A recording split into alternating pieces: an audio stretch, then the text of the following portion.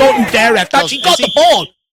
Good morning, Spurs fans all around the world, and we are back today because Tottenham Hotspur are also back in action today, and this time on Premier League duty as we welcome Manchester United down to N17, just 3 days off the back of our Champions League exploits, and what a night that was. Tottenham finally secured a much needed home win as we brushed aside Copenhagen 4-0 on Tuesday night.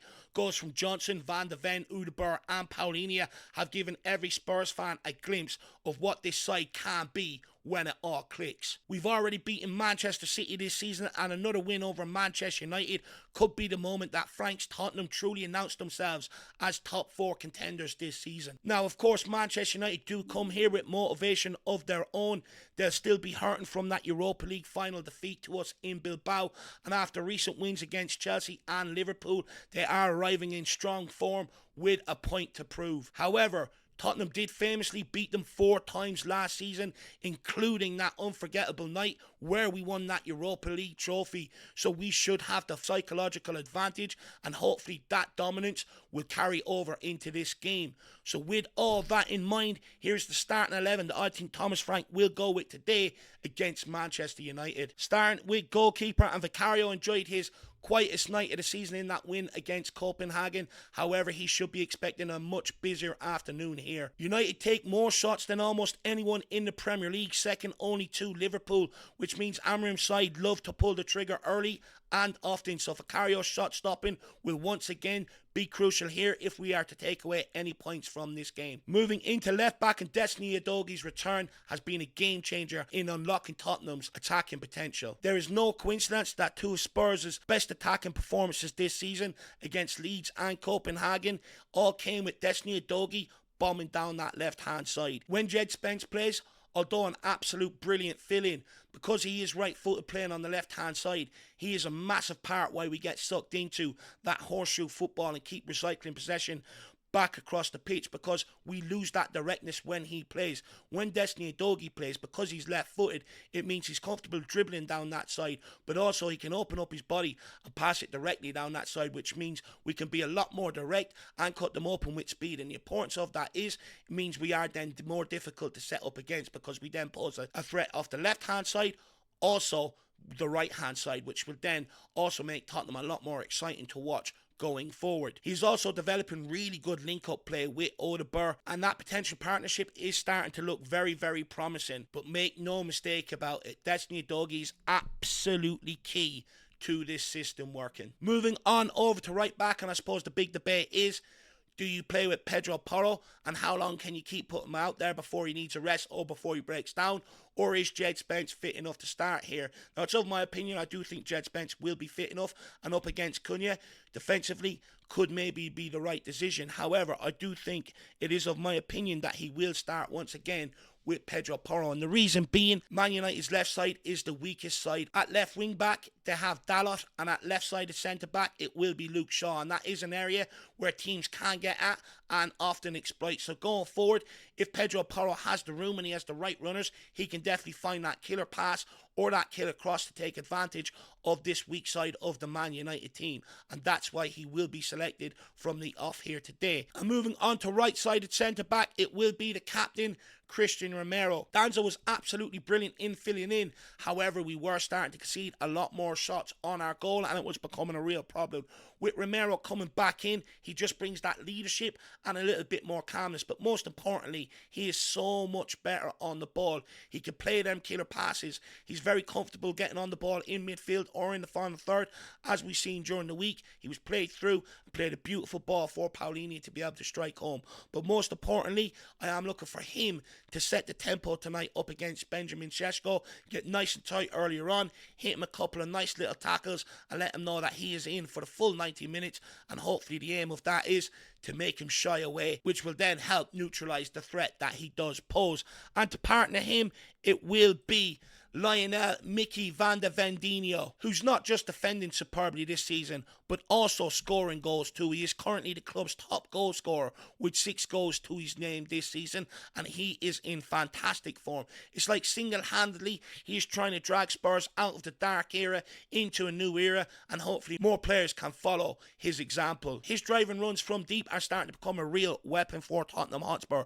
That goal that we seen against Copenhagen Tuesday night was replicated against Manchester United last season, where he practically ran the full pitch before setting up Brennan Johnson to be able to tap home, and I wouldn't be surprised if we see him attempt another one here today. And this partnership is absolutely blossoming. Between Romero and Van de Ven, not only do they give us the defensive stability to try and help us go and win games, but often up the other end, they are proven more often than not to also go and find match winners to help bring home the 3 points. And then moving into the double pivot, and João Paulinho returns to the lineup here after a brilliant cameo off the bench midweek, scoring and assisting after making his way off the bench.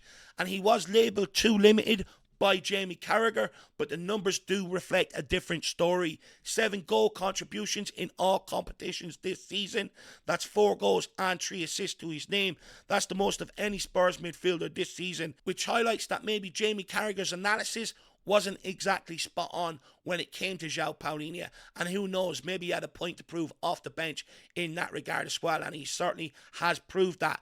But make no mistake about it, the whole reason why we bought him was for his defensive instincts and to bring that bit of steel to the midfield. And he is going to be absolutely vital in pulling down Man United's counter-attacking, direct style of play. And his partner in crime will be Rodrigo Bentancur, who brings the control and the composure to that midfield partnership. Rodrigo Bentancur will be absolutely key in ensuring Spurs do not lose their grip on the midfield battle here. Spurs are likely to have the numerical advantage against Amorim's midfield two of Casemiro and Bruno Fernandes. So basically it's just a question then, do we have the quality to be able to dominate that battle and keep United pushed back? And the key to that is after Paulinho stops all the counterattacks, is dominating the possession and using it efficiently. If Spurs can dominate the possession here, recycle the ball intelligently and move it through the thirds very quickly, it will then allow our front four to be able to go at that Man United defence and thrive off the back of it.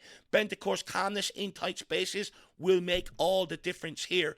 But it's also important that Paulinho and Bentancur do track the runs and help out the fullbacks in terms of dealing with Mbeumo and Cunha, because they don't operate as wingers, they operate in them half spaces, and they are killing teams when they get the ball in them areas. So one thing they have to do is get out to them and close down the shots, because as I said already, Man United are second in the division for shots off on goal, so it's very important these two realise that and get out and close it down at all opportunities. And then moving into the cam roll, and it's of my opinion, Xavi Simons should be given another run out here after his man of the match performance midweek. The game against Copenhagen was all about building his confidence, and Xavi has finally showed some flashes of his true self. He created 4 big chances on the night, could have had about 4 or 5 assists before he ended up coming off and linked up brilliantly with Johnson, Udebur and Mawani. He was absolutely key in unlocking them because he has the ability to be able to punt the ball in behind rather than just constantly recycling possession. But today's test is going to be much different. He will not have the license or the freedom that he had midweek against Copenhagen. He will be up against Casemiro and Bruno Fernandes, who will test his physicality in this game. But make no mistakes about it, if we are to open Man United up today, Simons has to be on form, and he will be the man to do it. He's the only player in this team who consistently looks to play that killer pass in behind rather than recycling it sideways all the time. This is his chance to prove that he could be that creative heartbeat of Thomas Frank's Tottenham side. And then moving on to right wing, Thomas Frank has confirmed in his pre-match press conference that summer signing Mohammed Kudus is touch and go for today's game against Manchester United. However, I have seen on social media that fans have said he has put out something almost declaring that he is ready and will be fit and available for this game. So I have gone with Mo Kudus. Part of me thinks that Thomas Frank is maybe just playing a couple of mind games, keeping Ammer and guessing who they're up against, whether it will be Mo Kudus or Brennan Johnson. Now, I've been around a long time and I know that we're not going to get the same space or time to execute our decision making that we did against Copenhagen during the week. Copenhagen were a real weak opposition and it gave us the opportunity to go and build confidence. With Man United, we are not going to get a lot of that space that we had against Copenhagen in around the box and in the final third, which means then we're not going to get as much time to execute our decision making, which begs the question, if Man United do neutralise that attack, which it has been neutralised on many times this season, then you are looking for that maverick type player, someone who gives you something out of nothing, someone that can get on the ball, get at his man, take 2 or 3 players on and carry that ball up the pitch and get you into them final third. For me, Mo Kudus is the guy to do that. However, if he is not fit and available from the very beginning, Brennan Johnson will start on this side. 4 goals to his name this season. Although he offers half the ability of what Mo Kudus does, he still offers a little bit of a threat by putting that ball in the back of the net. Moving on over to left wing, and like I've already said, Thomas Frank needs to stick with Destiny Udogie and Wilson Odobur. This potential partnership down this left-hand side looks like the most promising in terms of sorting out problems of the lack of creativity down this side. Although Wilson Odobur isn't the finished article yet, he is very tidy in possession more than any other option we've seen down this side. He's more technical than any other player we've seen operate down this side, and he's more braver in possession than we've seen any other player operate down this side. When he gets on the ball, he draws players to him. He runs in behind, he also stretches defences, which then creates room for the likes of Destiny Udogie to be able to operate in, but more importantly, the likes of Xavi Simons to be able to operate in as well. If Wilson Odobur can develop that end product in his game, Spurs will have a real player on our hands. It's just a matter of time and patience, I think, when it comes to Wilson Odobur. And then that brings me on to the guy up front, and in my opinion, it has to be Randall Kolo Muani. I mean, look, Richarlison's struggles this season has been well documented, and I don't think the other night has done him any good favour either moving forward. I mean, he missed 2 massive chances, let alone taking the penalty off young Dane Scarlett, but then doubling down by missing it as well. This is a guy that is widely out of form. He's clearly falling down the pecking order, and I think his time at Tottenham Hotspur has unfortunately come to an end. With Muani, he may not have scored a goal yet, but his movement, link-up play and his work rate out of possession is improving with every game and is also making Tottenham look better going forward every single game. Now, United have conceded the 5th most goals in the league, including 5 in their last 3 matches. So this is the perfect opportunity for Muani to try and get off the mark. Now, I know some people will point to he could have also had a hat-trick the other night. You know, he also has a catalogue of misses in that regard.